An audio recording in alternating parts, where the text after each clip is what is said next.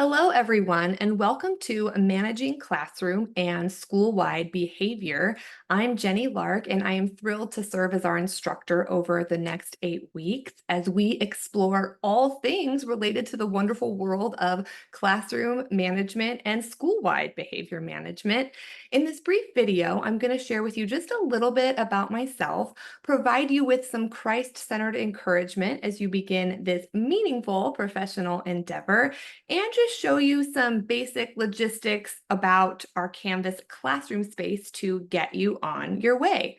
So I'd love to start out by sharing with you just a little bit about myself via some pictures and brief descriptions of my various phases as an educator. I do identify as a lifelong learner and educator, and professionally, I'm really passionate about all things teaching and learning, especially in educational leadership related to supporting teachers as they grow in their practice. I am truly excited to get to know each of you over the next 8 weeks and for you to continue to grow in your professional relationships with one another as you move through your program.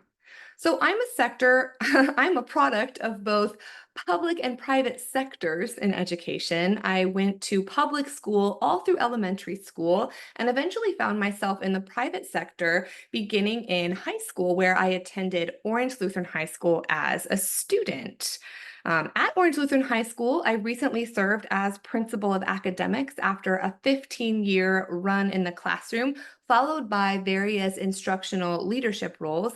And I currently have the pleasure and privilege to serve as vice principal of academics at Creen Lutheran High School in Irvine, and I'm absolutely loving my service there. It's a wonderful community of folks.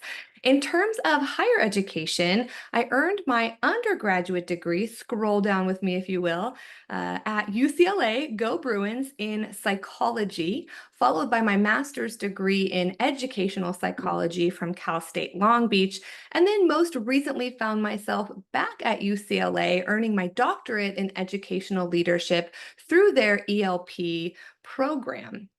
Fun fact about my life, and maybe this will resonate with some of you if you reflect back on teaching and learning through the COVID years. But little did I know when I began my doctoral program, here I am graduating and truly doing a little dance because I was so thankful to have survived that period of my life. But when I began my doctoral program in the fall of 2019, I was taking on a brand new role as a first year administrator. And then in the spring, COVID hit. And as you know, completely just upended our already strained system of education as we knew it. And those 3 years that I was navigating my doctoral program while also leading a school through COVID were the most challenging of my life thus far.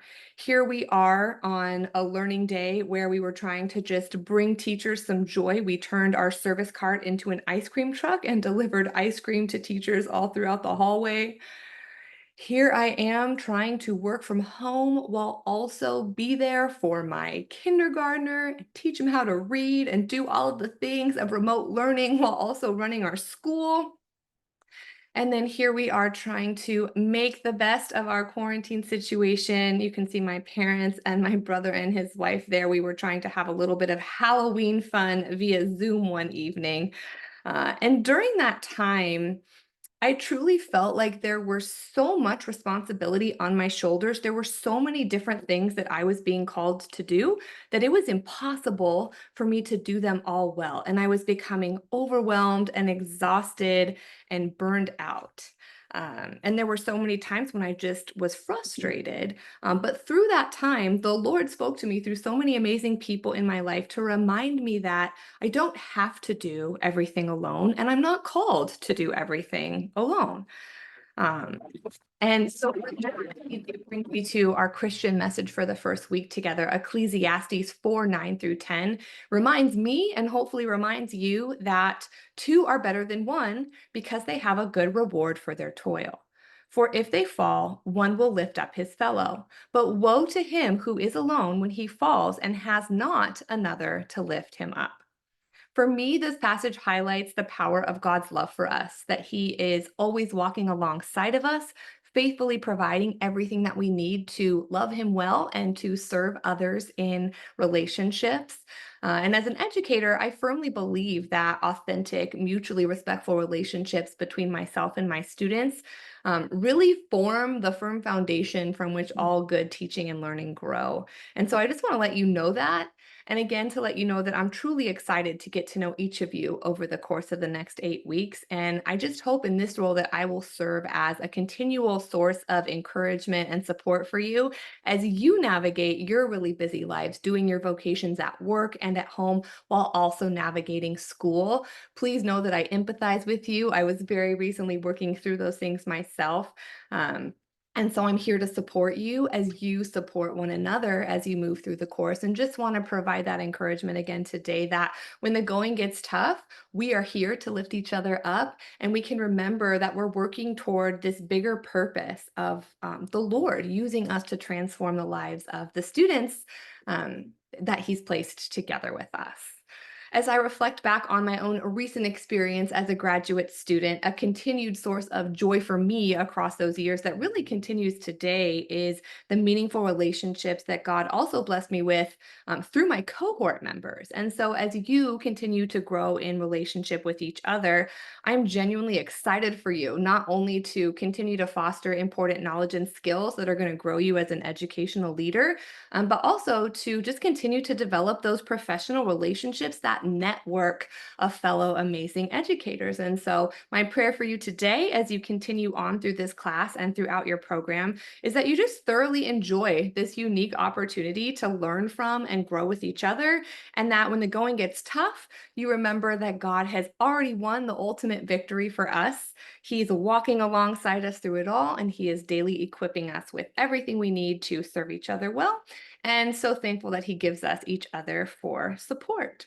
So, all of that being said, let's dive into a brief Canvas overview and reminders to get you started on your way in our course together. So, here you can see we're at the home page of our Canvas area. And what would be great for you to do on Monday as you first log into class is under the course information section, go ahead and click Start Here. And this is going to take you to just a brief introduction to the course, as well as to our Meet Your Instructor page. So there's a little bit more information about my background in education there for you. My contact information is there for you as well. Please don't hesitate to reach out to me at any time throughout the course. Scrolling down a little farther here, just a reminder about Google Docs and Microsoft Office. We do want to submit finished products into the Canvas workspace. And so if you are going to be using Google Docs, just a friendly reminder, you're going to go to File, make a copy, title the document, and then if you do submit something as a Google Doc, it'll be clear in the instructions whether you should do that or not. Make sure that anyone with the link can view so that everyone is able to view that if you're collaborating, and so that I'm able to view it if I'm grading it for you. If it does ask you to turn in a Microsoft product or a PDF, then of course you can always convert a Google Doc into other documents by going to File, Download, and then save that as whatever you would like to save that as. So just wanted to remind you about that there. Another friendly reminder about our discussion boards that we'll be taking part in every week. Wanted to just take a moment to look at the discussion board rubric with you so that we're set up for success as we begin the course together. So as you remember from other classes, we do have a discussion board criteria and grading rubric. You earn 10 points per discussion prompt that you're asked to answer each week. And just a reminder that because we're not able to meet together face to face, those discussions are a really substantial part of our course activities. They're the way in which we get to know each other and build on each other's ideas as we look to construct joint meaning together in the online space. So, a couple of helpful reminders for you about netiquette. I'm going to let you go ahead and read through those on your own. And I'm confident that we're all going to be engaging in mutually respectful professional dialogue together in the online space. In terms of participation, just wanted to encourage you to complete your assigned readings and videos early in the week so that you can participate in discussions as early in the week as possible. This is going to allow your classmates time to thoughtfully read your responses and respond to your thoughts as well. So, as a reminder, you will be making an initial posting by Thursday night 11:59 p.m. of every week of class, okay? And then your peer responses, you'll always be making two peer responses to each discussion board question that's posted. Those will be due by Sunday night at 11:59 p.m. And so you'll get into a nice rhythm with that, just knowing that every Thursday you want to have submitted your initial response, and by every Sunday night you'll want to have responded to at least two peers to earn your participation points regarding the discussion questions that week. All right. If you scroll down, you'll also see the discussion board grading rubric. You can see that you earn 4 out of your 10 points for the content of your initial response. We're looking for a well thought out, insightful, detailed, and on topic response. You also earn 2 points for making sure to include in text citations and matching end of post references when you're submitting a discussion post each week. Then, of course, you earn 2 points for each of the peer responses that you submit each week. And we're looking for insightful, detailed comments that also add depth to the discussion.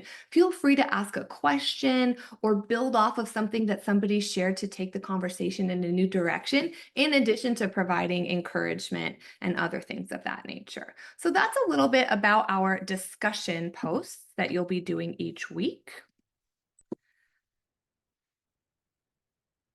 Moving forward, then, let's take a look at our syllabus and textbook together. As you kind of scroll down this particular area, you can go ahead and click on the syllabus. My friends, the syllabus will absolutely be your best friend as you move throughout this course. It has everything you could possibly need to be successful in the course, all laid out with nice color coding to guide your learning. So if you scroll past the first page, which has our student learning outcomes, encourage you to get to look at those. So we'll scroll down, scroll down. Here's where the good stuff is. So under course schedule, you can see that everything for the course has been laid out by week in a color-coded way for your easy access. So every week in white at the top, you'll see our topics and learning outcomes for that particular week. Underneath those in yellow, you'll see our Christian message for the week. Below in gray, you'll always see our readings and videos, our instructional resources for that particular week, so you'll know exactly what to do. You'll also see our discussion board listed there with reminders about those weekly due dates. And finally, at the bottom, you'll see whether there is a weekly assignment due by Sunday night at 11:59 p.m. for that particular week. As you can see, for week 1, you do not have an assignment due, which is great news for you. You can just take a little bit of extra time this first week to read your book, work ahead, answer those discussion questions, and kind of ease into the course together.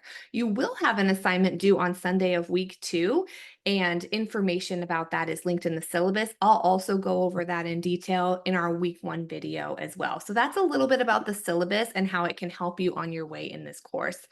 Please be sure to purchase the required textbook, and it's also always recommended that you have a hard copy of the APA 7th edition. If you don't have a hard copy and don't want to purchase a hard copy, I strongly recommend using Purdue OWL. That's a great additional resource that I found really helpful in my own doctoral program.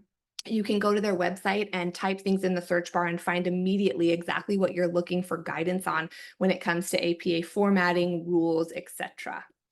All right, as we continue through our opening area here, just want to point out that we have tons of student support services available for you. So take a peek at this area if you're looking for any sort of educational and even holistic support as you continue on through the program. Also have so many different ways for you to get connected here. So wanted to point that out for you as well. As a reminder, linked into our classroom, we have our website and capstone handbook. If you have any questions whatsoever, you can always take a look in this particular area. And here is the great stuff, my friends. So, anytime that you're submitting an assignment for this particular course, strongly recommend that you check out our APA resources. You can see that anytime you need to write a paper for this particular class and within the program, there's an already templated Word document for you. I'll always link that in the assignment announcement for the week as well. But strongly recommend you come here if you have any questions or want to check out anything more related to APA formatting. Okay, we also have a lot of library and research resources for you. Those are listed here as well. Reminder that we do have our Graduate Resource Center available to you.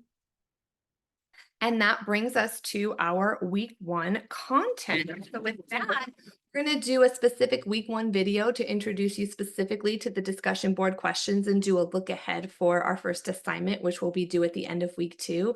Other than that, again, I'm so thankful to walk alongside you in this course, and I hope and pray that you have a wonderful start to our time together.